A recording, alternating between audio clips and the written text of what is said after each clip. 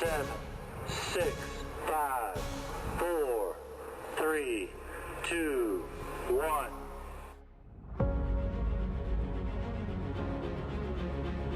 To pursue science is not to disparage the things of the spirit. In fact, to pursue science rightly is to furnish the framework on which the spirit may rise.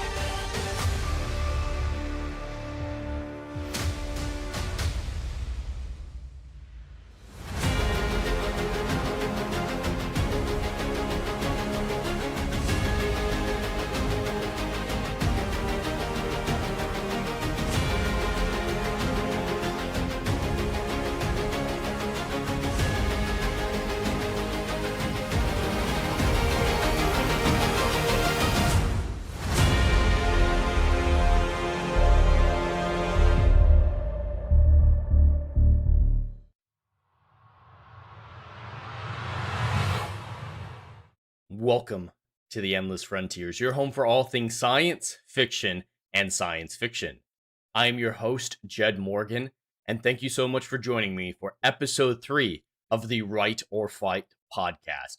I know I promised 3 writer flights over the course of the last week on Monday, Wednesday, Friday, but unfortunately, partly due to the Pluto video that was taking up a lot of my time that I eventually released on Friday, and intermittent internet issues in the later half of the week, I was unable to fulfill that promise, but we're back today with a lot of great things to talk about. Unlike last week, which was very science heavy, this week will be very writing heavy, very pop culture heavy, and there's going to be some interesting things we talk about and a little bit of fun at the end. Not really a whole lot of substance in that last segment, but I think we're going to have a good time talking about it because it is the Christmas season, so we have to bring a little bit Christmas joy to this stream. Thank you all for joining me, whether or not you're watching on the YouTube side, the Kick side, Rumble, or even on Twitch. You're welcome here, and I appreciate you tuning in. Hail and howdy to everyone in the chat. Legatus Legionus, our bot supreme, will be here later. It seems like he had some real world stuff to do with. And hail my wife, Dr. Rachel, on the YouTube side as well. I appreciate the Adam the Renaissance Nerds raid that just happened. Welcome over if you're from that stream as well. Unfortunately, we do have to start out on a little bit of a sad note. We got word last night that legendary director Rob Reiner was killed in his home last night with his wife. I don't want to go into detail on it. I just have to make a statement, acknowledge what happened, and extend my sympathies to him and his family. No one deserves that. My thoughts and prayers are with him and his family, and, I hope there's some closure that can be found there. It seems like the police have his son in custody and his daughter found the bodies. It's a horrible, horrible situation, and I hope, there's some peace that can be found for everyone involved. It's a horrible situation. I just had to briefly acknowledge that there's no way that we can stream today right after it happened without at least acknowledging it. So it is disappointing that we won't get any more movies from him. I mean, he's been virtually retired for a long time, but he made some great stuff back in the day. The Princess Bride being the most impactful upon myself. So I wish we wouldn't have lost him for many, many reasons. But let's move on to something that's a little bit more upbeat after doing that. This is the first podcast after the Game Awards, so we're just going to briefly go over what happened there, some of the wins, some of the nominations, and the what some people see as stiffs. But I did watch the majority of the Game Awards live, the show. We're getting terrible frame rate, aren't we? Come on. Let's see if we can bring it back. I don't know how it all looks for you guys, but I'm seeing a pretty bad frame rate on the back end. Let's see if it's coming back. All right. Nope. We're dropping out. What the hell's going on? Is this internet or something else? How does it look for all of you? I'm guessing I'm choppy as all hell. I'm getting average time to render 6 milliseconds. All right, I think we're back. I think we're doing all right. All right, so frame rate isn't great for you, Rachel. I think it should be coming back right about now, so it should have been improved. But yes, I watched the majority of the Game Awards stream. It's cringe. It had a lot of horrible jokes in it, but it wasn't offensively bad, and they focused on real games this time. So I see this as progress, going in the right direction. The Game Awards have felt rigged for many years. The most notable example of this is when Last of Us Part 2, which was controversial as all hell, won Game of the Year back in 2019, I believe it was. That year especially, it didn't feel like there was any sort of legitimacy to that show, that all the awards were bought and paid for. And no one wanted to check them out. It was going the route of the Oscars. But this year, they're a much more traditional awards show. Normal people like myself find a lot of things they did cringe, their jokes unfunny, but that's normal for a award show. So I see this as getting back to form, and I think it's an incredible thing. And of course, I love Clair Obscur, so the fact that they swept at the Game Awards is absolutely something that I enjoy seeing. We're just going to talk about a few of the wins. So the player's choice, or the player's voice, was the one that surprised me the most, because I voted in all 3 rounds of that, narrowing it down to these final choices that you see on screen here. And I'd never even heard of Wuthering Waves, so I didn't consider it even a contender. I thought any of the others were possibly going to win. I hoped, of course, that Clair Obscur would win, and there was so much positivity around that game in the lead up to the Game Awards that I thought it was going to be Clair Obscur. That's what I voted for in every round as well. But the fact that it's a Wuthering Waves, which I've heard is a gacha game, is just bizarre to me. I don't know who's voting for something like that. That was the biggest shock of the night for me. None of the announcements really surprised me or moved the needle for me, like the Star Wars game. So little was revealed there that I have no opinion one way or another. Same thing with the Divinity one. That trailer was really interesting. I got the guess about the statue, what it represented correctly, but we didn't get any gameplay. We just got a world building cinematic. And while that is interesting, it's not enough for me to have an opinion or any excitement or non-excitement for the game. Most anticipated game, everyone knew it was going to be GTA 6. That game is going to blow through every known record in the industry for sales and everything like that. It's going to be a juggernaut of untold levels. This is going to be an Avatar 2 situation where it just leaps to the top quickly and dominates. I'm not going to underestimate this game, even though I have no particular interest in it. I played GTA 5. It wasn't really my cup of tea. I get why people love it, and there's nothing wrong with it necessarily. But yeah, it's going to dominate, so that was no surprise at all.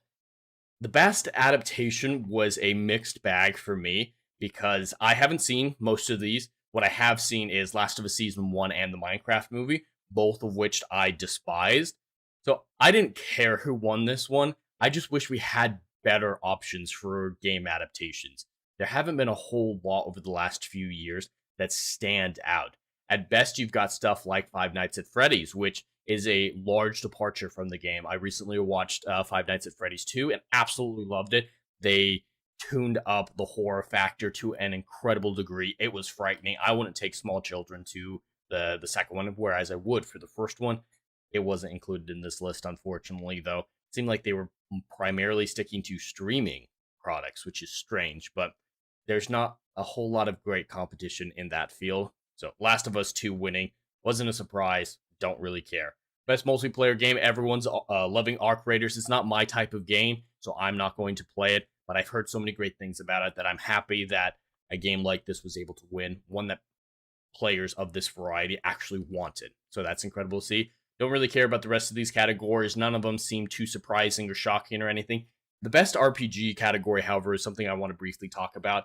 It's one that I understand the argument against. I understand why people wanted something like Kingdom Come Deliverance 2 to win this category instead of Clair Obscur. Yes, Clair Obscur is an RPG. Some people have been saying it's not. That's absolutely not true whatsoever. It is an RPG. It's just not a very heavy role-playing one with creating your character, telling them what to do, all the different story choices. It has other aspects of RPG that are the center of it. So it absolutely qualifies for this award, but it doesn't take the role-playing aspect to the degree that something like Kingdom Come Deliverance 2 did. I understand the argument. Clair Obscur, I think, is the best game in this nomination category, but Kingdom Come might have been the best RPG, like it had the best RPG features in the game. So I see the argument. Of course, I love that Clair Obscur won and swept with 9 wins, but I don't dislike people saying that Kingdom Come should have won. They have a very, very sound argument for that. Some of the other things, the other categories that Clair Obscur won that people are spurging out about, those are completely ridiculous arguments. Like, no game should win so many awards. You're vying for participation trophies, vying for everyone to go home with at least one award. Now, when something truly stands out above the rest, it should be acknowledged as such. And Clair Obscur absolutely stands out from the competition of the year. It's one of my favorite games of all time. Top 2 with The Witcher 3, and it could easily vie for the top spot given some time to let it settle, see it, what the recency bias, how that affects it. So I'm waiting whether or not to say it's my favorite game of all time until recency bias can fade a little bit. It's been 6 months, so it's already starting to fade, and I still absolutely love the game. Going back into it later on today for the thank you DLC, trying to finish that up, and I'm still absolutely loving it. Had to build up my muscle memory again. I didn't have the skills that I had back in July when I finished playing it, but it's so much fun to play. I love these characters, this world, the look, the feel, and the music. It deserved to sweep. But it had great competition as well. There were incredible games nominated, and that's what I mean by saying that the Game Awards is going in the right direction. We have things like Hollow Knight Silksong, which had, one developer, at least for the first game. I think it might have had more for Silksong, but that is an indie game that was even in the conversation on this level, which is absolutely incredible. Half the nominees for Game of the Year were indie, and even the ones that weren't, there's so much love for those games that were nominated, with the exception of Death Stranding 2. I don't hear a lot of people talking about Death Stranding 2, but it's Kojima, so it has to rise to the top, artificially inflated. I can't stand the Kojima products that I've interacted with. The main one that I did like, to a certain degree, was Metal Gear Solid 5. It's wacky, it's weird, it doesn't have the substance people claim that series does, but it was a lot of fun. I liked the gameplay quite a bit. So, but regardless, Kojima is absolutely going to be nominated no matter what. Every time he releases a game, he has to be at the Game Awards. But besides him, every single nomination in Game of the Year, and for the majority of the subcategories as well, felt genuine. It felt that they earned their place on these nomination lists. That's not something that I felt with the Game Awards for a very long time. This isn't perfect. This isn't what I want the status quo to be for gaming or the Game Awards. But we're making progress. And if we don't celebrate progress when we see it, it won't be compounded upon. If we don't say, hey, Game Awards, you did a good job, keep going, they might think, well, no one really responded to the changes we made, so might as well keep giving the AAAs all the accolades that they pay us for, or whatever the situation may be. So I don't adhere to this whole nihilism argument where, let me turn those off, those can get a little ridiculous. These nihilistic arguments where, hey, it's not perfect, so we should just ignore it entirely. Nothing can get better if you're black-pilled so much that you can't even acknowledge when things have improved. I'm not saying they're perfect, far, far from it. But if we don't acknowledge improvement, the improvement will stagnate. And that is the last thing I want. Moving on, A lot of these categories, these make sense. Hollow Knight needed to win something, and this was a category where it wasn't going up against Clair Obscur, so great on it that it won there. Best action game, I have no interest in Hades. It's top down, so not really my cup of tea, but a lot of people enjoy it, so glad for that. I only played Alien Rogue Incursion in the VR game, and the story and characters were god awful, but the horror element was great. I did enjoy that one quite a bit. Midnight Walk, though, I don't know enough about it to say whether or not I deserve the win or not. Don't care about the mobile game. Indie game, yes. Everyone keeps talking about this, rewriting definitions and everything like that. Clair Obscur Expedition 33 is an indie game. It is a debut indie game. This is from a new studio. They've never released a game before. They deserve to be in both these categories, both debut indie game and best independent game. And they deserve both wins, in my opinion. I haven't played Hollow Knight Silksong, and I have played Dispatch. I really love the story and the characters in Dispatch. The gameplay was virtually non-existent, and I didn't really like those. It was basically a mini game. The actual Dispatch nature of the Dispatch game felt like a mini game, and it wasn't all that fun for me. But the story and the characters made it so that I was willing to push through and get every little thing out of that 8-episode arc that I could. But yeah, Clair Obscur deserves both of these wins entirely, in my opinion. Best community support, don't really care about, but best ongoing game. I played No Man's Sky for the very first time about a month ago. I've been playing around at the edges of it for a while, thinking about playing it, noticing it, having it in my Steam wish list, but I finally decided to pull the trigger and play it, and I absolutely loved it. I didn't think I would, though, because there's no story in it. I love storytelling in video games. I think it's one of the best mediums for storytelling. When there isn't a story, I lose interest very, very quickly. This was an anomaly for me in enjoying the resource gathering, the building, the construction, all that. That's not stuff I normally enjoy. I think it deserves it merely because they've improved that game so very, very much. They've made so much progress from its buggy, awful, shallow release to the game that I love that it is in its current iteration today. So I think it absolutely deserves to win in that category. Moving on, don't care about the accessibility or games for impact. Best performance, Jennifer English from Expedition 33 absolutely deserved it. Mael was the standout character in Expedition 33 for me. Her character arc, the reveals with her, the powerhouse acting that she had was so impactful for me. She sold that performance beautifully. Ben Starr and Charlie Cox, I appreciate that they were at least nominated. Charlie Cox, I don't think deserved to be necessarily, but the more Expedition 33 love out there, I'm all here for the more love, the better. But he didn't deserve to be on there. He phoned it in a little bit. I don't love Gustav to the same degree that I love a lot of these other characters from Expedition 33.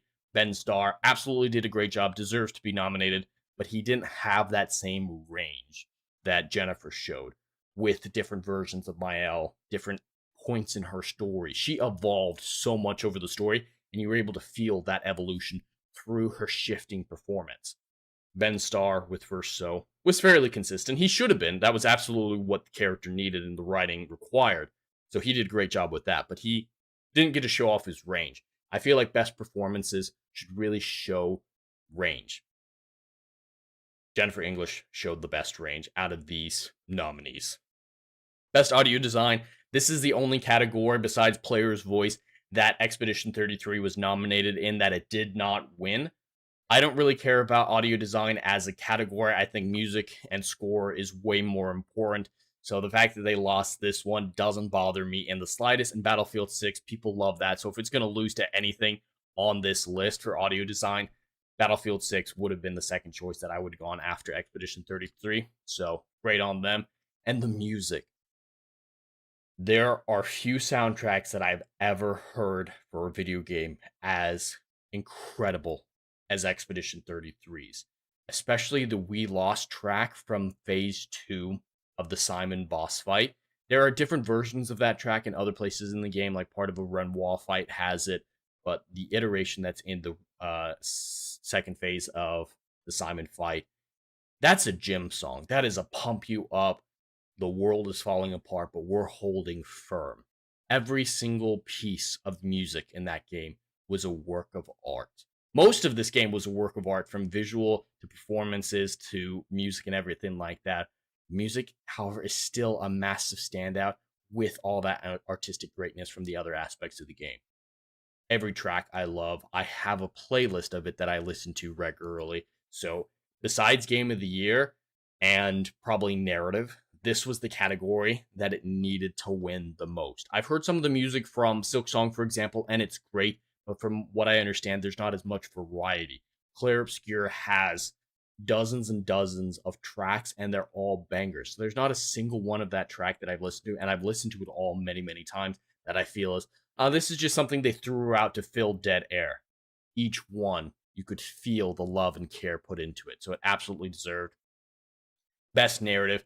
It's insane that Sandfall hired a writer off of Reddit with zero experience whatsoever who was able to craft this story, this commentary on grief and dealing with the loss of a beloved family member.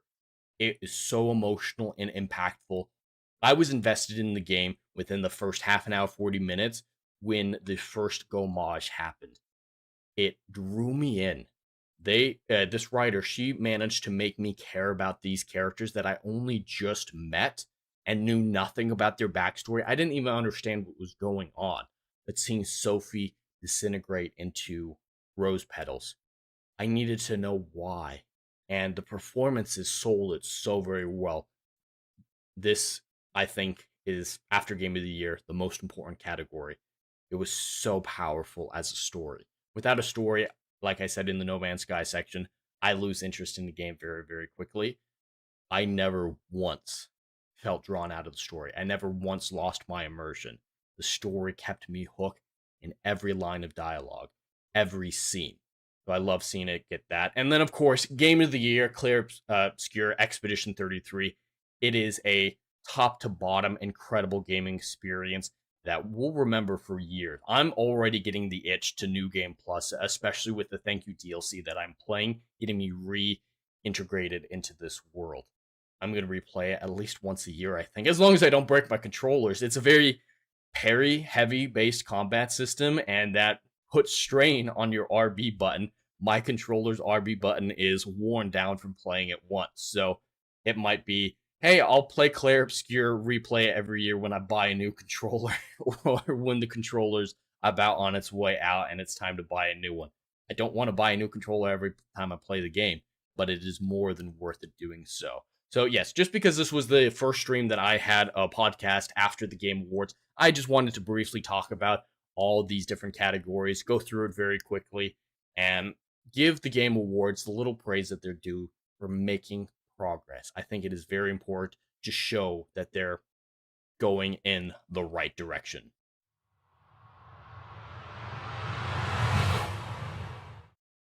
Dr. Rachel over on the YouTube side says, I don't like these people who argue for limits on awards for the purposes of inclusion and participation. So stupid. Yeah, there's a lot of people saying, no game deserves to win in every category. Other games were good. Why weren't they recognized? And then they cite the Oscars. Like, the Oscars would never do that. The Oscars have 100% done that. Are you saying Return of the King didn't deserve its 11 wins? And there have been other movies, I believe Gone with a Wind swept at the awards as well. There have been several others. When something stands out to the degree of Return of the King or Expedition 33, you must give it the accolades it is due. Otherwise, the entire award show becomes meaningless, even more so than they already are. So participation trophies water down everything that they're involved with to make all the awards meaningless. I don't know. I can never get behind an argument for participation trophies, even for children competitions and stuff like that, but especially for things this high. Dr. Rachel said, Super Chat donations will go towards Jed's raging game controller fund. Yes, unlike Ryan from RK Outpost, who's constantly breaking his controllers because he gets mad at what he's playing, throws it across the room, beats it against his desk. I'm going to need new controllers on a regular basis just to keep that parry button up to date, or I'm going to have to edit the game settings to make a different button my parry button. I could definitely use the Super Chat funds for that. So yes, if you would like to contribute to the Raging Game Controller Fund, please do so on YouTube, or there is the Stream Labs link over on the YouTube side as well. And then, of course, donations on Kick, Twitch, and everything like that as well. I don't believe I'm monetized on Rumble, So unfortunately, I don't think you'll be able to donate on that side. But I appreciate every bit of support to the Raging Game Controller Fund. But let's move on to our primary scientific, at least wholly scientific discussion for the day. We're going to be talking about evolution a little bit.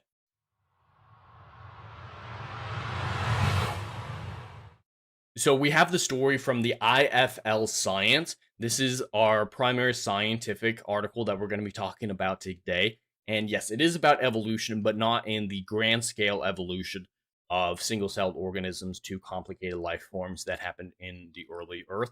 This is more rapid evolution that you see epitomized by the Galapagos Islands, for example. This is quick adaptation to environmental things, the change in environments, different locations, stuff like that. Scientists find a unique group of polar bears evolving to survive the modern world. There's a lot of interesting stuff in this. I won't go into the climate change stuff of it because I believe that is a much more complicated subject than we have any time to deal with. But just the fact that these polar bears are adapting to warmer climates, moving south, is fascinating to me. And that helps them survive in zoos, I would assume. Because I don't love zoos in general. I 100% get the appeal because you want to see these creatures, but I'm more attracted by the idea of seeing these creatures in their natural environments, like a safari. A safari intrigues me far more than a zoo ever would, or an aquarium, or anything like that. I get why people go, but there's also the aspect of zoos that I kind of feel bad for these Antarctic creatures, or penguins, or just animals from other environments that shouldn't be in Florida heat or anything like that. So it is nice to see that these creatures are fully capable of evolving to their environments given enough time and whatever else is required, nutrients. Scientists at the University of East Anglia studied the genetic material from blood samples of 17 polar bears, 12 of which were living in the colder reaches of northeastern Greenland and 5 from warmer southeastern Greenland. So these are all Greenland polar bears. Most of them are from the northern climates where you're used to finding polar bears and stuff like that, but they did test for some that were found strangely in the south. They paid close attention to so-called jumping genes, aka transponsons, segments that can move around within the genome and influence gene activity. So these are the aspects of the genome that it looks like they're the ones that are able to adapt the best, that they move around and direct traffic. I'm not an expert in genes or anything like that, but this is all absolutely fascinating to me. The analysis revealed that the bears living in the warmer region have changes in gene activity linked to heat stress, aging, and metabolism. So these jumping genes were able to recognize the change in climate and start editing these polar bears' genes to adapt to the stress from a heat stress, aging, and metabolism, stuff like that.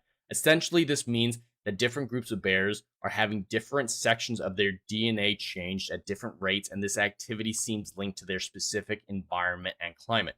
These polar bears, on a single generational scale, this isn't across hundreds of years or anything like that. We're not talking about fossil records.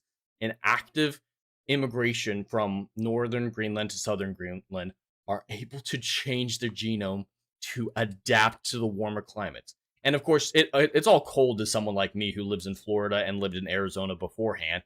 It wouldn't seem all that different to me, but for polar bears used to the Arctic Circle, southern Greenland, I'm sure, is a massive difference for them. Enough that their genes had to be involved to get them to adapt to these changes. I think this is absolutely incredible. Evolution is a beautiful and fascinating thing, especially on scales like this. It gives me hope for the future of every species, including our own, for us to eventually adapt to the challenges of space and living on other planets. A lot of people see stuff like living on Mars and adapting to that atmosphere, for example, as fanciful things. And going so far is absolutely fanciful, believing that a human within the next even like 1,000 generations on Mars would be able to breathe the atmosphere of Mars. That's fanciful because we die too quickly to be able to adapt. But if we could find a way to gradually change, like in a biome, on Mars over the course of 100 years slowly change the atmosphere in that biome to be closer to the Martian atmosphere, eventually it would snowball and each generation would get a little bit more used to the effects of that environment to one day being able to go out there. So for extreme environments, a little bit more difficult, but this shows that it's possible. It shows that small scale evolution is entirely within our grasp and at some point going to be controllable, the same way that we're able to control the evolution of dogs to make them what they are today. I mean, yes, that when it goes into that realm with people, you get into some horrible political discussions and things that we should absolutely not do. But there are ways to evolve our species in a positive way with techniques like this. So this is great research showing this type of stuff. This finding is important because it shows for the first time that a unique group of polar bears in the warmest part of Greenland are using jumping genes to rapidly rewrite their DNA, which might be a desperate survival mechanism against melting sea ice. So, of course, there's that argument they want to get into the climate change. I don't want to get into that at all. Just showing that on this massive island, like Greenland's a huge island, they're able to adapt to the disparate climates from the north to the south, I think is fascinating and is further evidence that evolution is real. I know it's a complicated subject, and a lot of people have strong feelings on grand scale evolution from the origins of life on Earth. But if stuff like this is possible on the small scale, provably so, why can't things as incredible and fanciful even as single-celled organisms to complex life be possible over the course of millions and millions of years?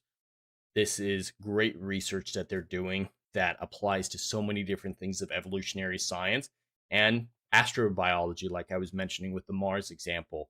We need to keep applying this technology, this research, and seeing if it can be utilized in humans, seeing the difference between jumping gene activity in a place like Russia versus South Africa. I want to see more research projects like this. I want to see it with other types of animals and with other environmental changes than just heat and weather.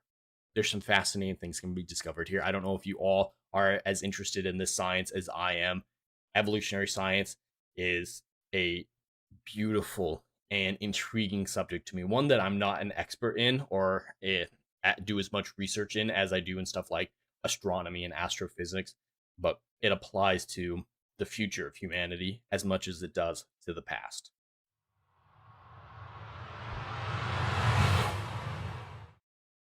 All right, that was the main scientific discussion for the day, but let's interrupt the article segment by just saying hail to everyone who's jumped in on the chat. We're getting some great viewership across the different streams. Legatus, the bot supreme, has joined us over on the YouTube side. Great to have you here, my friend. I hope the real life stuff went well.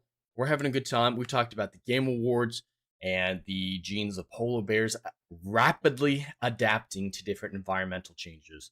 This isn't generational change, which is already impressive enough. This is one generation of change, and I think that's absolutely fascinating. But how's everyone doing in the chat? Drop a like, drop a comment, just let me know how you're doing, what you're up to, and if any of this was interesting to you. How's everyone doing? I think this might be a good opportunity to briefly interrupt this conversation as well, to just talk about the sponsor of today's video, Plotter. This video is sponsored by Plotter. Every writer knows the drill. Staring at a blank page, characters ghosting you mid-plot, timelines unraveling like a bad sweater. That endless loop of what happens next, sucking the joy out of your story. I lived it. Outlines and chaos, competing storylines driving me mad. For the longest time, my notes were thick, blocked-out paragraphs, and my outlines were never-ending bullet points that stretched for more pages than my first drafts. Then I found Plotter, my plotting lifeline. Visual timelines that snap into place, drag-and-drop scenes to tame the wildest arcs, character sheets that keep everyone on track. It turned my latest novel, a 200,000-word juggernaut with multiple character perspectives and solar systems worth of lore, into an easy-to-understand, trackable project, complete with the series Bible, multi-track storylines, and lore documents that make world-building a breeze. And check out their latest feature, a seamless note-taking system for all those story and character ideas that don't have a home yet. Available for free to all users of the Plotter app.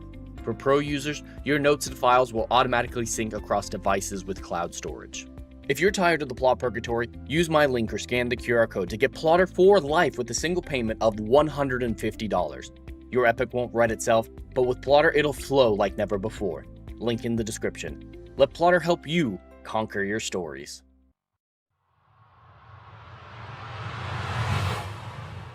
Alright, that is the Plotter ad. It doesn't look like anyone wanted to jump in with how they were doing or have any questions or anything like that in the chats, so I'll leave you all to the chat, and let's move on to the next discussion. This one's going to be very brief.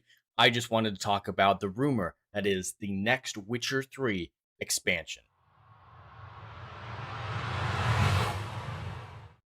Now, this rumor, this leak as they put it, came out prior to the Game Awards and centered around a reveal at the Game Awards, which did not happen, so we have to cast some doubt on the legitimacy of this leak.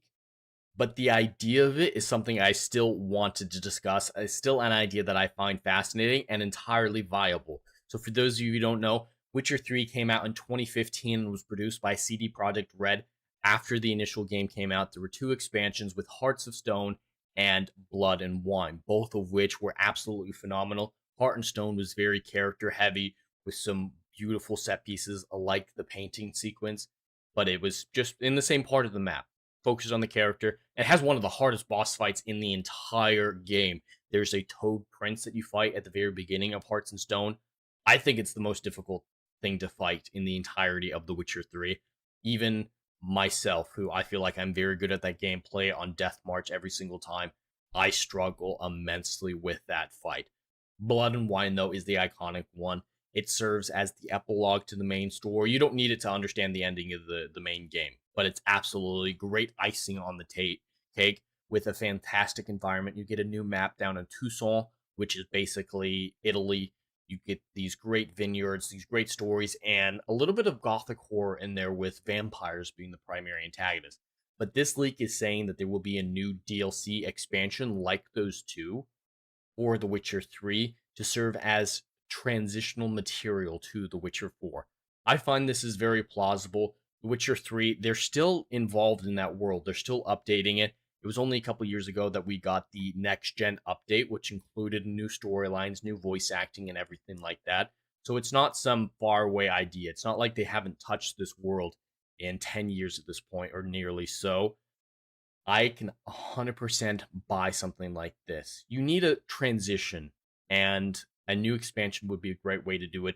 People would love to purchase it. They're going to make a lot of money if they do end up making a new expansion pack. And new people will be buying Witcher 3. People will be playing The Witcher 3 again in the lead up to this expansion. It's not confirmed. It hasn't been announced or anything like that. It is entirely plausible and a great idea, in my opinion. If I were in their shoes, I would want to release a DLC like this to drum up excitement for The Witcher 4. A lot of people are looking forward to it. It was nominated for Most Anticipated Game at the Game Awards. Didn't win. I don't even think it was close, but there is some concern with the game. Some people are saying, hey, if Geralt's not the main character, I'm not interested. It's pretty clear that those people aren't book fans because there is a strong focus on Ciri as the protagonist of the story, especially in the later books, and Ciri is absolutely my favorite Witcher character, so I'm on board with her being the protagonist, but there are people who just aren't interested, and that's entirely fair. You love Geralt as a protagonist. He was great in the Witcher game trilogy and in all the books as well, so if that's what you personally love about the Witcher universe, and you're not interested in something besides that, that is 100% a fair perspective to have. There are other concerns about the political motivations, about how the whole Cyberpunk 2077 situation played out, with it being broken as all hell. Eventually, it became a great game. I enjoy Cyberpunk 2077. I haven't replayed it in a while, but I enjoyed it quite a bit. I don't have faith at this stage for The Witcher 4, and I would be concerned about any story changes that would be done, any damage to Geralt as a character that would be done in another Witcher 3 expansion. But it might be good. I wouldn't even say that I'm tentatively looking forward to it, or I'm optimistic or anything like that. I am willing to flirt with the idea that both these things could possibly be good. I am open to the possibility that I will enjoy The Witcher 4 and any potential expansions to The Witcher 3. Not enough so that I will have my heart broken if they turn out to be terrible. It's a very mixed bag for me, but I I want this to be true. I want more Witcher 3 content, and I want more good Witcher content. With the Witcher TV show over at Netflix being one of the most abominable things to ever be released upon the public, we deserve great content. And Crossroads of Ravens, the new book from Andrzej Sapkowski in the book universe, was good, but it wasn't a standout. It didn't offer a whole lot to expand these characters, these stories, to invite me back into the universe. It was, hey, a nice oddity more than a powerful addition. We deserve a powerful addition. I want this to be great, but I'm prepared for the possibility of disappointment, as has happened so many times in recent years in gaming, in books, in television, and especially in the Witcher universe with the Witcher TV show. So I don't know which all of you think. Would you be playing a new Witcher expansion pack if they released it, especially if it tied directly into the Witcher 4? And are you planning on playing the Witcher 4 when it eventually does come out?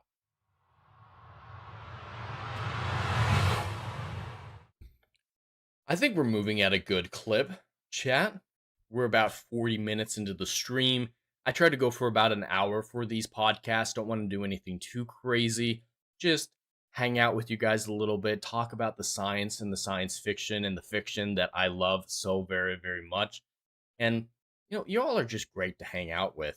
I've got a great audience. I don't know what we're going to call you guys. We don't have a name for it like Adam has the gatekeepers over there on his channel. But I might try to make this a little bit more regular. It's hard to schedule time for it, especially with how much I clip out of these streams and how broad the topics are. But I want to do Rider Flight more often. 3 times a week might have been a little too optimistic. I definitely don't think it'll ever be a daily show or anything like that. But if you guys like these podcasts, please absolutely let me know. Supporting it will convince me to do more. Or if you guys are like, hey, one's good, we like the stories, we like the articles that you talk about, 1 hour a week is a perfect amount. Just let me know. What are you guys all thinking about this Writer Flight podcast? Well, we can move on to the next article that we have, which is a blending of both science fiction, science, and fiction. It is the perfect convergence of all the things that I love to talk about on this stream. And unfortunately, however, there is a twinge of politics that I won't go into the political argument of the side, but there is a political angle to this as well with the Tom Cruise ISS film situation. We have this article again from the IFL Science website. I was never familiar with this website before the last few weeks, but I keep using them in the Rider Flight, so I might need to pay more attention to them. But it says, politics may have just killed our chances to see a Tom Cruise movie actually shot in space. We heard about this movie several years ago, and I immediately fell in love with the idea. Tom Cruise is known for pushing the boundaries of filmmaking when it comes to stunts, action, and spectacle. He does a phenomenal job with that in many of his projects, most notably in the Mission Impossible movies, which I love all of those movies. There are ones that I like more than others. 3, I think, is my least favorite. I really hate 3. And then, of course, 2 is a fever dream. 7 and 8 had some weak scripts, but I generally enjoy this entire franchise. So seeing him move on to the next stage of stunts, of spectacle, by filming a movie actually in space, immediately latched my attention onto it, and I wanted to see where this was going. It's been so long, though. This is the first update we've gotten in like 4 years. It's a little ridiculous. And we've already had Tom Cruise filming in zero-G environments. If anybody remembers the Mummy movie from 2017, which wasn't good, to be fair, there is a plane crash sequence at, I'd say, the end of the first act. They filmed that practically. They were in an actual plane that was diving down. They get about 30 seconds of footage. They'd have to go back up and do it again. So all the zero-G shots in that plane are done practically. So he already has some experience in filming in zero-G environments. I thought this was going to be good. And there was talk about the ISS being involved, filming at the actual International Space Station. SpaceX was getting involved to help ferry the crew and the cast up there, it was looking like this was going to be one of the coolest things ever. And Doug Liman was attached to the project, the director of the initial Bourne movies, and he worked with Tom Cruise in Edge of Tomorrow, which I think is an absolutely fantastic film. From all accounts, from behind the scenes footage, he's a massive raging asshole, but if he's good at his job, who cares? So just everything we knew upon announcement about this space movie had me in love. I wanted to see this movie more than anything else. Unfortunately, it looks like it might be dead, and politics might be to blame, and I'm very disappointed in Tom Cruise specifically about how it played out. So we've heard about the space movie coming. NASA is excited to work with Tom Cruise on a film aboard the International Space Station. Then NASA administrator Jim Bridenstine wrote on X, then Twitter, and a now deleted post. So NASA was working directly with this project, and the NASA administrator was tweeting about it, but that post has been deleted. That's not a great sign, because there hasn't been an official cancellation notice. This is a, hey, things don't look good, it will probably be canceled. The fact that they've deleted this post lends to that interpretation. I do want to just add, we need more popular media to inspire a new generation of engineers and scientists to make NASA's ambitious plans a reality. I love that little add-on. It doesn't have anything to do with the story, but I believe that there is a symbiotic relationship between science fiction and science. You see this all the time with people who watch Star Wars as children growing up to work at NASA, or Interstellar being so scientifically accurate in their black hole simulations that black hole papers from academia were written on them and inspired new research and new projects, new scientific projects like the TARS relay network proposal from the Cool Worlds team was inspired partially because of Interstellar. So there's this symbiotic relationship where science inspires in science fiction and science fiction inspires science. So a movie like this, set in space with Tom Cruise, could have absolutely accomplished that. But that's just the side thing. SpaceX CEO Elon Musk was involved in the conversation, saying it should be a lot of fun. NASA and SpaceX were involved. This was going to be incredible. It could be a lot of fun. Cruise was set to work with director Doug Liman, like I said previously, who worked on Edge of Tomorrow with him. Doug Liman said, "I'm excited about going to space, but our goal is to make something great. A lot of people are trying to do gimmicky things like, ooh, it's in space. I'm not interested in doing something that's just a promotional gimmick. I want to make a film that people watch in 100 years, and maybe there's hundreds of movies shot in outer space, and there's nothing special about it being in outer space." I really appreciate that perspective. I don't want a movie that's just a gimmick. I want one that has a in-depth story with emotional resonance and action and everything like that. It needs to be a great movie that stands out on its own. Director having that focus is a great thing. Yes, it's going to be shot in space, and that's going to be incredible, but you want it to hold the test of time as well. So a director with the right mindset really lended itself to be me being more excited for this film. This film could be incredible if it gets to be made. From what I understand, they would need NASA coordination to do the movie, and supposedly Tom Cruise did not want to ask Donald Trump for a favor. You'd need permission from the federal government, a source close to the project told Page Six, adding, Tom didn't want to ask for political reasons. So, yes, this is a source, this is a leak, this is a rumor that it's in jeopardy. I think this is a very legitimate story because Tom Cruise, while not obvious and outspoken with his dislike of President Trump, there have been moments where he's refused to go to award ceremonies. He refused to be acknowledged by Trump and receive an award from him last year, I believe it was, or earlier this year. So it's pretty clear that he's not a fan of the current president. I don't know why he would need to specifically ask Trump directly for a political favor when NASA and SpaceX is involved. So I do want to put a little hope in this, a little caveat of hope into the story by saying, I don't know if it needs to go that high. I don't know if it needs to be Tom Cruise, Donald Trump conversation standing as the last roadblock to this project. Just a little bit of hope slipped in there, but it's entirely believable. I can see a Hollywood actor not wanting to be involved with Trump. I hope it's not true, though. This would be an incredible thing for Tom Cruise's career. It seemed like he was entirely invested in this project.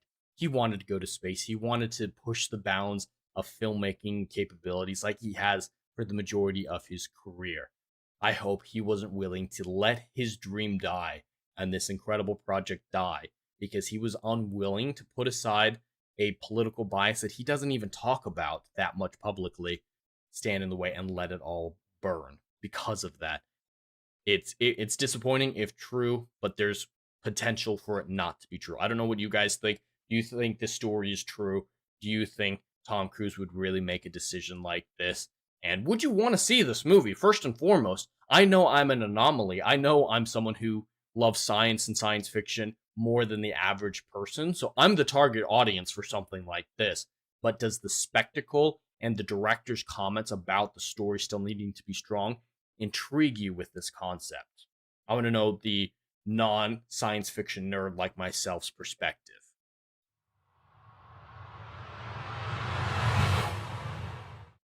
I I hope that movie gets made. I don't know if, like I said, I'm an anomaly in the situation and I'm the only one who cares, but it would be awesome. And like Doug Lyman said, in 100 years, there will probably be many movies shot in space. So it would only be the first of many, but there needs to be a first for it to have all those hundreds of movies. If anyone's going to be the first, it should be Tom Cruise. I think he's earned it. I think he's earned the position to be the first actor to film a movie in space. If political bias is the reason it all gets shut down, I'm going to be very disappointed because I don't like to talk about politics on this channel, and I won't right now, like saying my opinions or anything like that. I just don't like when political opinions interfere with pop culture and science to this degree. We lose out on so much culture when we're so entrenched in our political opinions that we're unwilling to have even conversations with the people on the other side. Tom Cruise doesn't need to endorse Trump to make this happen. I doubt he even needs to do favors for Trump because Trump clearly likes Tom Cruise with that award he was going to give him last year. This doesn't have to be anything that Tom sacrifices. But if he's so unwilling to even have this conversation with someone he disagrees with, that's the sign of a weak person, in my opinion, morally weak, and who's so consumed with hate. And I don't think being consumed with hate is a healthy or mature thing to be. But those are my thoughts. I don't want to get any more into the political side of things. I just really want this movie to happen. I want any obstacles in its way to be eliminated. I want everyone to reach across whatever aisles they need to, shake hands, and make this happen. Doug Liman is an incredible director. I haven't seen many of the last few projects he's been in since Edge of Tomorrow. He's still working on Live, Die, Repeat, Repeat, the sequel to Edge of Tomorrow. So hopefully that'll be good. But yeah, like I said, he's a complete asshole, but he does great work and does great work with Tom Cruise. So I'm entirely in on it. Dr. Rachel says, Cruise is a weird guy, but he still strikes me as a professional able to usually put his personal values aside to make a project, but I don't understand why they would need Trump's permission. That's exactly where I'm at. Tom Cruise, he's very professional as a guy. There have been times where we have, like during COVID, during the filming of Mission Impossible 7, I believe it was, it might have been Top Gun Maverick, where he was yelling at the crew, like, going way over the top with, the world is watching us. They're waiting to see what we'll do. And yelling at someone for not obeying COVID restrictions, which, I mean, it made sense at the time. If you didn't follow those restrictions, the movie would be shut down. And that's not an outcome anyone would want. So he can lose it behind the scenes. But when it comes to public appearances and dealing with the public, he's a consummate professional. So I cast some doubt on the situation, and I don't know why Trump would need to be the end-all be-all. Unless he came in and said, hey, I'm mad at you for refusing my award. I won't let this happen until you say sorry. Which, that I find is more believable than Tom Cruise refusing to work with the federal government because Trump's in charge. As whatever your opinions on Trump, he doesn't like to play well with others, especially people who he sees as being offensive to him. I mean, there are, of course, exceptions to this. and he can put those aside, but he can be a little catty sometimes. I think that's the best way to put it, is he can be a little catty, and if he put a kibosh on this project because Tom refused his award, I find that explanation far more believable than Tom refusing to work with the federal government just because Trump's involved. But that's enough about me talking about President Trump and all the political aspects. That is not something I want to focus on this channel or this podcast about. Let's move into a lighter sphere, a more holiday tune sphere. There might be some anger initially, but after that, we're going to have a great time talking about this. There has been an article from Inverse ranking the Doctor Who Christmas specials. So we're going to go through this list, laugh at it, because I'm sure it's going to be an absolute disaster. But then we're going to end off more positively by making our own ranking of the Doctor Who Christmas specials.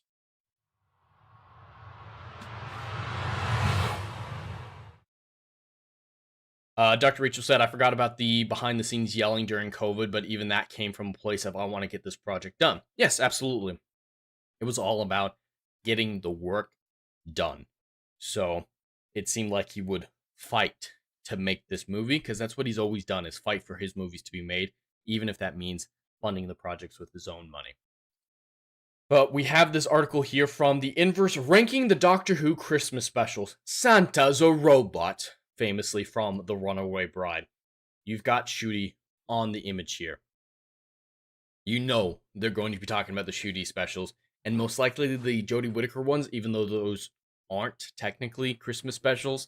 They're festive specials, because Christmas is racist and all that. So we'll see how much of a disaster this ranking is. We're starting off with number 14, The Doctor, the Widow, and the Wardrobe. If you're putting anything pre-Capaldi or pre-Whittaker below anything Whittaker and Shooty, you're already coming out of a place that I fundamentally cannot agree with. And The Doctor, the Widow, and the Wardrobe, it's a complicated one for me. There are aspects of it that I absolutely adore. Like the first half, the whimsy of it, the Doctor coming in as this family's nanny, and the emotional resolution of the father coming home at the end, I think is some powerful stuff. But the mom guiding the spaceship because women are superior to men and all of that, they're stronger than men. It gets very feminist randomly for like a 10-minute period, really drags down the quality. So this would be a more middle of the range Doctor Who special, because there's some great stuff and some really bad stuff. It does not deserve to be in the last spot, though. We're already starting off from a terrible position. Let's see where we go for number 13. 13, The Next Doctor. This special, I would say, is the worst one pre-Capaldi. I'm not a big fan of The Next Doctor. There are still good things about it. It's an interesting idea. The Doctor shows up in Victorian England, and there's a man calling himself the Doctor, and he thinks, hey, this is the guy who replaces me. I regenerate into this man very soon, because at this point he knew that his death was coming around the corner, and he was feeling immensely depressed from the events of the season 4 finales, with Donna losing her memory, the fight with Davros, and everything like that. So there's an interesting idea in this one, but the camp just doesn't work for me. I know people like this one quite a bit. It being in the bottom half, the bottom quarter, will probably align with my ranking at the end. The Return of Dr. Mysterio. I actually really like this one. I think it's the best Superman thing we've gotten outside of maybe Superman and Lois for the last 15 years. It's better than Man of Steel from a Superman perspective. So the Doctor visits this kid and accidentally gives him a wish-granting gem that he eats, and he becomes a superhero. So this guy on the right is that kid grown up, and he's essentially Superman. He has a different costume and everything like that. He doesn't call himself Superman. I don't remember what he is called, but it's superhero focused. It's very heartfelt. There's some great secret identity antics. The villains are interesting with the brain replacement stuff. I would put it up above Last Christmas and The Next Doctor, but it being at 12, these last two, 13 and 12, aren't ones that I can wholly disagree with from the Inverse, though. Voyage of the Damned is number 11. What the hell is wrong with Inverse? This is a horrible position for Voyage of the Damned. Voyage of the Damned is the most watched episode of Doctor Who across its 60 years. It had 15 million people watching it overnight in the UK. At the time, that was like 20% of the population of the country. And it's incredible. The emotional resonance of Astrid as the temporary companion, the way that ends, the humor, and it just works so damn well. And that group of misfits that he teams up with during the second act, the fat couple, the little Galifakalaka. I butchered that I can't pronounce it. But that little red dude, they were such great characters that you resonated with and you cared about them so very quickly, and it ended up on a fairly happy note, even with Astrid dying. Russell T Davies, at his height in the David Tennant and Christopher Eccleston eras, he knew how to make bittersweet. Bittersweet. He was the king of bittersweet. Things were depressing, but he'd always find a way to make it a little bit happy at the end. So after Astrid dies, when the Doctor is almost able to save her, bring her back from the teleportation ring, and she's floating, barely aware of her surroundings as kind of a ghostful astral form, the Doctor kisses her, lets her go, flying out into the universe. It's like, you're not falling, Astrid. You're flying. So a version of her consciousness will be able to travel the stars forever. It was beautiful. She became a Christmas star. Not the same way as Joy to the World, of course, but it was incredible. This should be top 3, I think. It's absolutely should be top 3. Oh my god. 11? They need to be beat for this one. The Church of Ruby Rose as better than Voyage of the Damned. The Church on Ruby Road is fucking ridiculous. There's virtually nothing Christmas about it except for him saying he got snowman, which doesn't have anything to do with the snowman. It's about gay sex. And there's goblin monsters that sing. It's, oh my god. I need to see the arguments for these two. So, while certainly not the best Doctor Who Christmas special, Voyage of the Damned did give us one of the very best Doctor Who David Tennant Doctor speeches, in which he explains why, yeah. So they just say positive things, and they're saying Astrid was a bit underused, and he's Space Jesus. That they don't say anything of substance there. Astrid was not underused. She was the emotional linchpin of the story. But what did they say positively about the Church of Ruby Rose? The Disney Plus era of Doctor Who will probably be looked back on as a transitional time. Yeah, transitional from diarrhea to a fossil. I don't know. As a transitional time, but the Church of Ruby Rose was a promising start, introducing a new Doctor, a new companion, a new mystery, and some great little guys. The answer to that mystery may not have been the most satisfying, but the setup felt like the beginning of something big. Did it feel big to anybody else who watched that episode? It was predictable and boring and just plain weird. He commits a genocide at the end and doesn't care. Yes, the Doctor has committed genocide in the past, but it's always a decision that he struggles with and has a strong argument for doing, and it tortures him for centuries. He didn't give a shit. He absolutely did not give a shit about genociding the goblins in this story. Ruby, I think, is okay. With a good writer and a good Doctor, I think Ruby could have actually been a good companion. I don't know if that's controversial, but besides that, Church of Ruby Rose was absolute dog shit. Time of the Doctor as next. Time of the Doctor barely qualifies as a Christmas special in my mind. I really like it, especially the speech right before Matt Smith regenerates.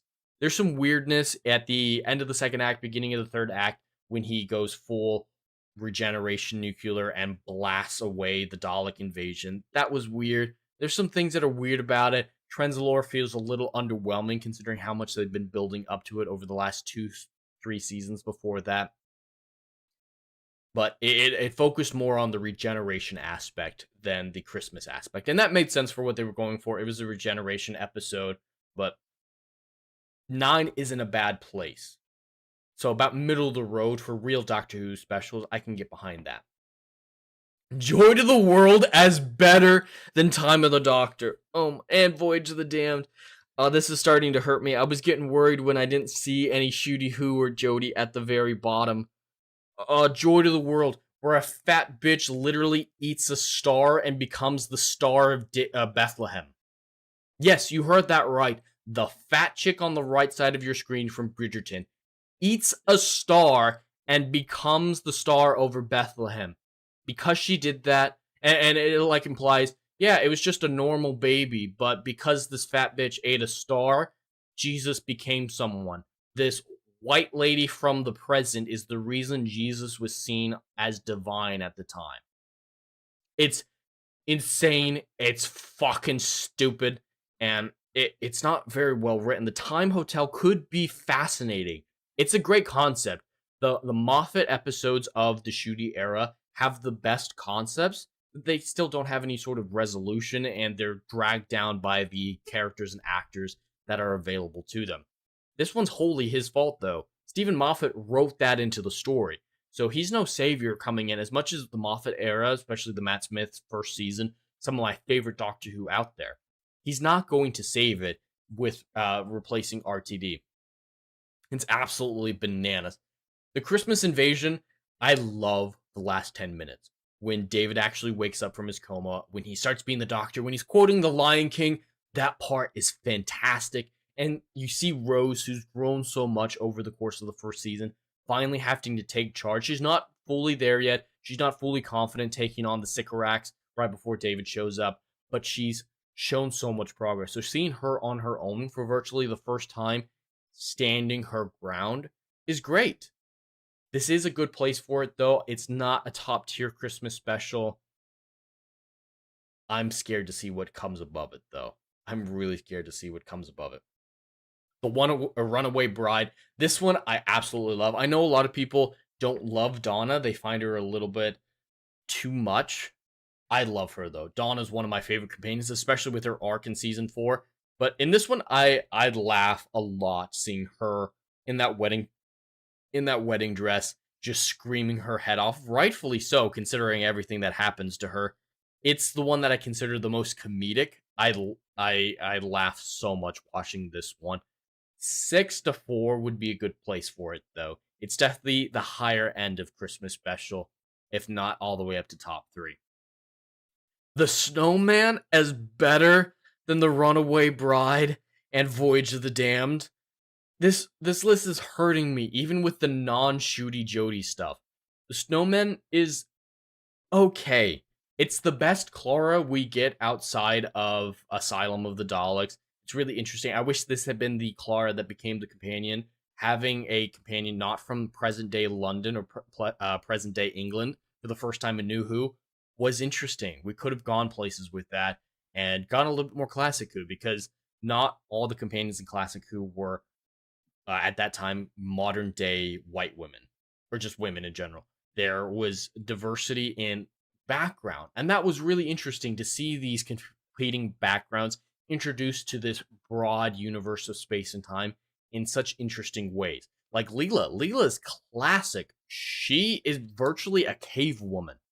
So showing that extreme progression from cave woman to the entire universe was great. Absolutely phenomenal. So yeah, seeing Clara like this was good. Some of the Snowman stuff was weird. The Great Intelligence stuff in season 7 in general, I don't think was done well at all. He was an underwhelming antagonist, but Ian McKellen was great as the Great Intelligence in this episode, and the man who was possessed by the Great Intelligence at the end, who went on to be the Great Intelligence in all subsequent appearances. He's a phenomenal actor. There's things to love about it, but it just falls flat in a lot of the plot aspects for me. So it would go middle of the road for me. It should not be in the top 5. This is fucking ridiculous. Last Christmas. This or the Next Doctor I would put up as the worst Christmas special pre-Jodie. This is the alien one. There are dream crabs that are basically face huggers that make people have shared hallucinations of meeting Santa Claus at the South Pole. It's weird. They lean into horror for a Christmas special, and I don't think it works.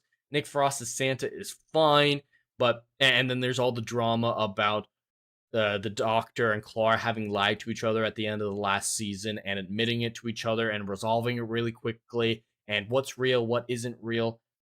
I don't really like it. I don't hate it or anything like that. It's still better than everything we get post Capaldi, but it should be near the bottom of a real Christmas special list. Not at position 4. What do we have now? Twice Upon a Time. I do really like Twice Upon a Time. I hate the mockery of the first Doctor in it. Like your companion, she clearly doesn't clean this as well as she could. Oh, you can't say that. No, you can't say that. Those types of things, absolutely hate. But this is a great swan song for Peter Capaldi. He delivers some great monologues. The villain isn't actually a villain, which I think is something that should be done more in Doctor Who. Misunderstandings as antagonists, not nearly the people on the other side of the misunderstanding as antagonists. I think it's a brilliant thing, and it lightened the tone a little bit for something like this. And the Christmas miracle at the very end, the real World War I event, is a beautiful moment in history. So seeing it depicted like this in connection to the Brigadier, who is one of my favorite Doctor Who characters ever, or Brigadier Lethbridge Stewart from Classic Who, seeing the respect that Moffat consistently paid to that man was always wonderful to see. And you see in this one with his father being the pivotal World War I soldier that we see follow for the majority of the story. I think it's incredible. Up until Jodie shows up at the very end, though, it's still below the top quarter. At least I probably have it around position 6, but it being in the top quarter is fine. I'm not too against it. The Runaway Bride and The Voyage of the Damned is still better than Twice Upon a Time, though. The Husbands of River Song. I love River Song, and the ending with her at the Towers of Beryllium is beautiful and haunting. We get some resolution on her character. This is the end of the River Song arc. This is her right before she goes to the library and meets David Tennant, where we were first introduced to her. It's a beautiful one. The Christmas elements are very light, however. It barely qualifies as a Christmas special, in my opinion, or as a Christmas story. Not all of them do or need to be Christmas heavy, but I put this one near Twice Upon a Time. We'll see where it ends up, but it should not be number 2. It is way too much to be number 2. I'm glad that we now know that they disqualified the Jodie Whittaker special. There's no way there's any Jodie in this because those were festive specials, so Inverse disqualified them. Thankfully. I would have hated to see where these people slotted in the Jodie stuff. They put the Shooty stuff in the middle. A Christmas Carol. This is the only thing about this list that I can wholeheartedly and entirely agree with. I love the Christmas Carol, the way that it's done in Doctor Who. It recreates the original story in such a vibrant way, including the Doctor and time travel and haunting music. It's my favorite Christmas special. I think it's the best written. It's Matt Smith at his peak right after season 5. The actor who played Michael Gambon played Scrooge stand-in for it. He is perfect as a Scrooge-like character. His redemption is beautiful. It's 100% the best Christmas special and has the most Christmas elements. It is the most Christmas of the Christmas specials. It's so well written and so emotional. This is where it 100% belongs. I don't know what you guys think. What do you guys think of that list? Was it okay? Was it awful? I know I had some entries in that list that I thought were abysmally horrible, but maybe that's just me. Now, to celebrate the season, we're going to be making our own Christmas special ranked list. So for this one, I'm just going to go through it fairly quickly. I'm not going to waste too much of your time on it, but I want to run through it and give a little argument for each of them. And each category has a little Doctor Who Easter egg. But if you disagree with any of these, super chats can affect the outcome. If you, for some reason, think that The Last Christmas is the best one, I will listen to your feedback and we will make changes accordingly. But we'll see how it all plays out. So for the S tier, like loving the stars themselves. A line from the Wedding of River Song. That's your S tier, A, and it is going to be fantastic. Beautiful line for A. B, it's Christmas, kind of a neutral statement. C, halfway out of the dark, makes sense for being halfway. I didn't write these, by the way. D, pencil inside a mug, the runaway bride. F, stupid old Satsuma. So Satsuma's, I don't think I've ever had a Satsuma, but it's a tangerine, isn't it? Is that what we call it in the States, is a tangerine? I know there are some vegetables and fruits and whatnot that we call different things than they do in England, like an eggplant versus a aubergine. I think that's what they call it. It's something like that in the UK. And of course, Z, never seen a TARDIS before. I think we can all imagine what's going to be in that category. Are they in chronological order? They are. So I do want to put out there as well, there is something that needs to be in this list that isn't. We don't have the Christmas special from Christopher Eccleston's season. It wasn't officially released as a Christmas special, and it came out in April, so a lot of people disqualify it. But I consider the Unquiet Dead season 1s, just for symmetry, to have one there. The Charles Dickens ghost episode at Christmas. It makes sense. It's Christmassy. It's a little bit Christmas horror without going too far, like I think The Last Christmas does. I'll start with that one. There's not an entry for it. I think I'll put The Chimes of Midnight. I've never I think it's an audiobook. I think it's a Big Finish one. I've never listened to it, so we're going to use The Chimes of Midnight as the stand-in for The Unquiet Dead. So Doctor Who in season 1 of the reboot, or the renewal with Christopher Eccleston, I felt like it had a little bit of trouble getting its feet under it. Had a little bit of trouble finding its way, and by the time David Tennant showed up, it figured out what it was trying to do. So there are aspects of season 1 that I consider weak. There are aspects that I think are all-time great, like the Doctor Dances, The Empty Child two-parter. Top tier Doctor Who, and I love the pilot as well. But there are some iffy episodes in there that drag the entire season, but The Unquiet died down a little bit as well. Some of the performances are weak. I don't really like the Victorian maid who ends up starring in Torchwood later on after this. I don't love her as an actress. I think it drags it down a little bit. The guy who plays Charles Dickens, absolutely phenomenal in the role. Love his additions to it. I think I'm going to have to put it in C. It's fun, it's enjoyable, but not great necessarily. So I think C is a good place for The Unquiet Dead. Dr. Rachel in the chat, finally a list by a true and knowledgeable Doctor Who fan. I do know a lot about Doctor Who, and I do love it very much, so I hope you guys appreciate this list and think that it's good. She also says Satsuma is a seedless one. Okay, so so it is different than a tangerine. Next, we have The Christmas Invasion, the first David Tennant Christmas special that came between seasons 1 and 2.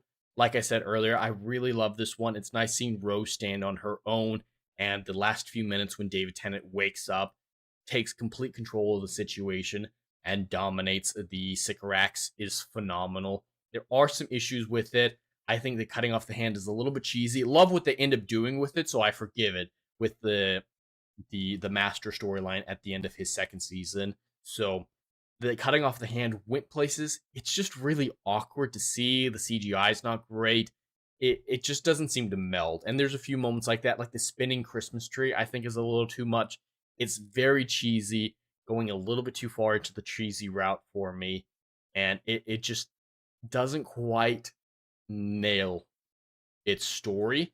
But it's David Tennant's performance in the last 10 minutes is so incredible that it has to get a decent score. So I'm going to give it a B. I don't know what you guys think about that, but B feels right for me. The Runaway Bride, this one's going to come down to subjective taste a lot more than anything else. I think the story is really strong, with the exception of the villain at the end, the emotional work with Donna's slight arc, and the Doctor standing there at the end, waiting to die with the Spider Queen. It's a powerful moment, and only Donna pulls him back from the edge. But Donna doesn't work for everyone. That's where the subjective angle comes in. Her comedy aspect doesn't work for everyone. So if this ends up in a different place for everybody else, I completely understand it. But because I love that comedy, because I think it's very well written, very emotionally well done, and has some great Christmas references, I'm going to have to give it an A.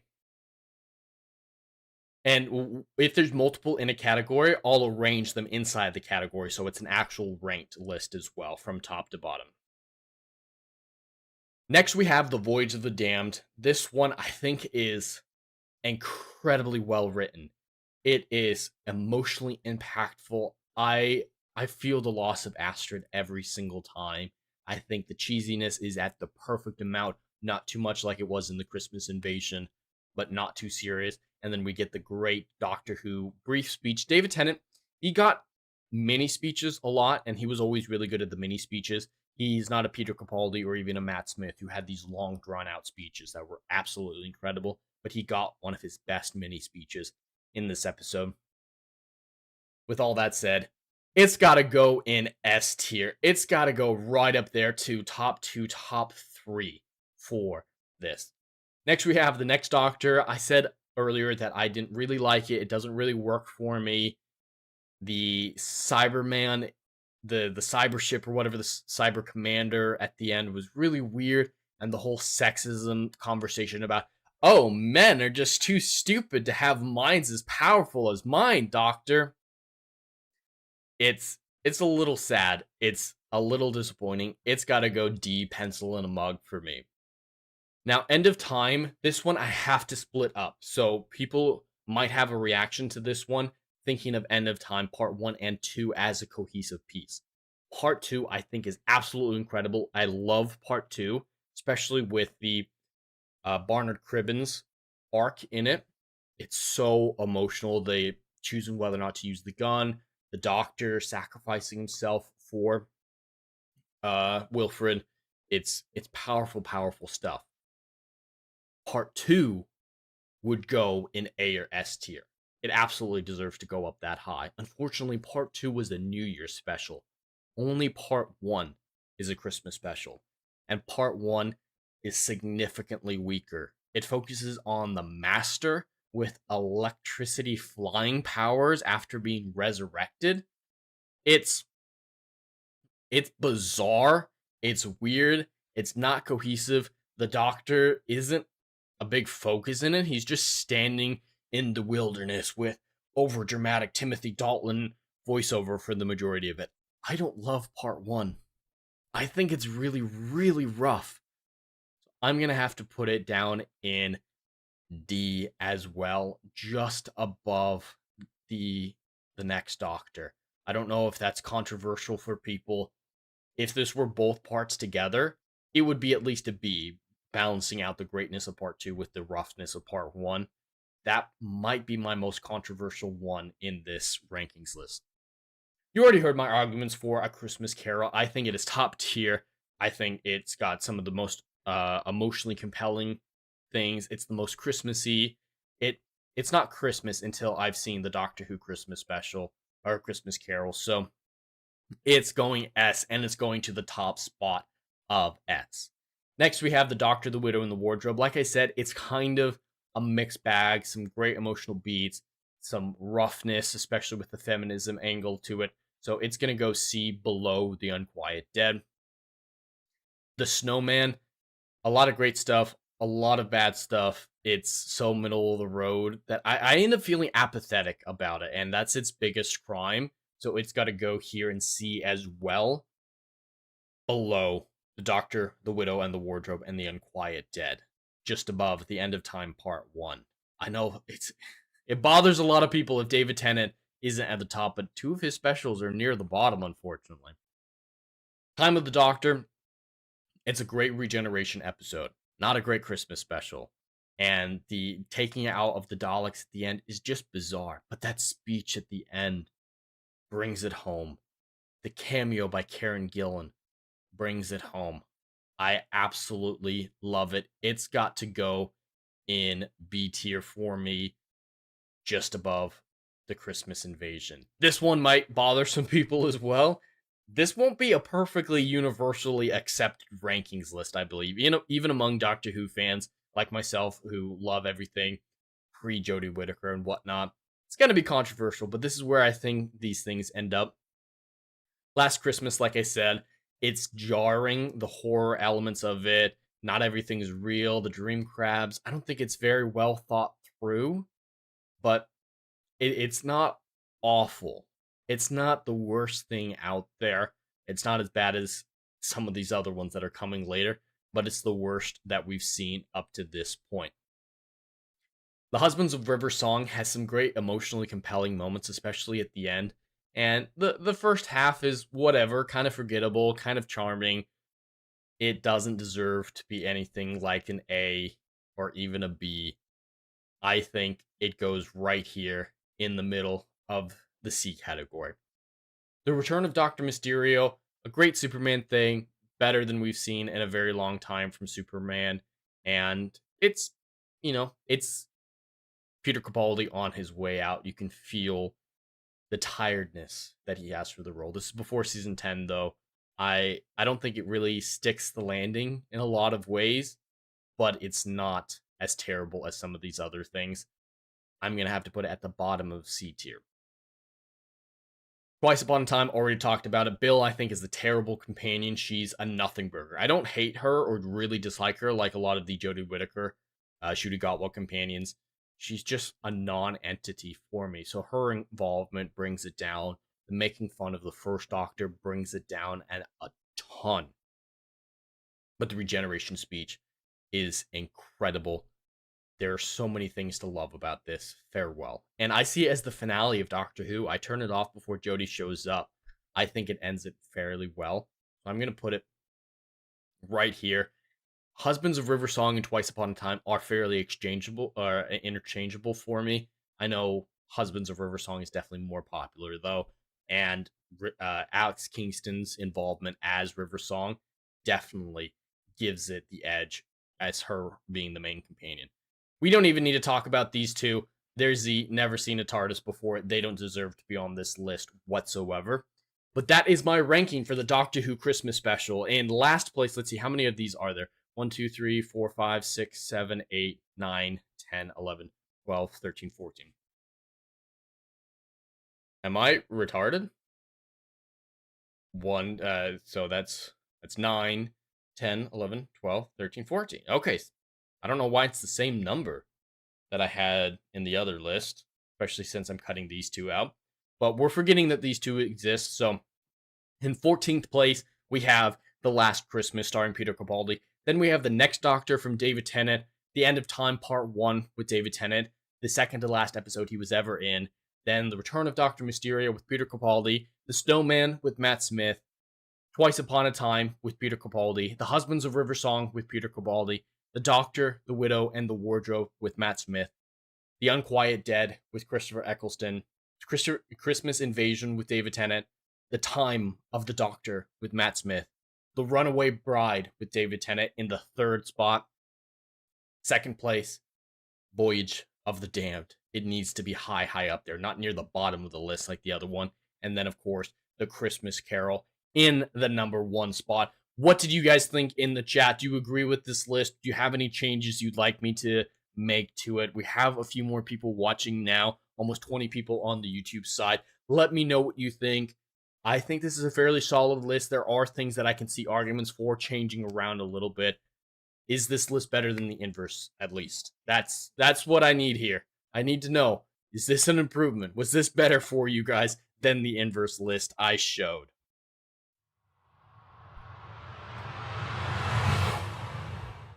Perfect. Well, that brings us to the end of the show. Got a little bit of positive Christmas stuff at the end. Talked a little science, talked a little pop culture, and had a good time doing it. Thank you all so much for joining me. We will now bring the stream to a sad end. Right after this, you will be redirected to the gaming stream for the Claire Obscure Expedition 33 DLC. I'll be going live for that in about half an hour here as soon as I get it all set up. So I'll be watching that, and I'll announce everything that I'm doing later on the week after that. So tune in to the Claire Obscure gaming stream in a little bit. But for now, if you enjoyed this stream, please like, share, and subscribe. The more support this channel gets, the closer we are to publishing the Endless Frontier novels. To answer Legatus's chat, am I going to post this list? I could post it on Twitter and see how controversial it is. See if I can spark up anything on there. I wasn't planning on it, but if you guys would like me to, I can absolutely do that. But for now, thank you so much for watching. Have a stellar day and stay curious.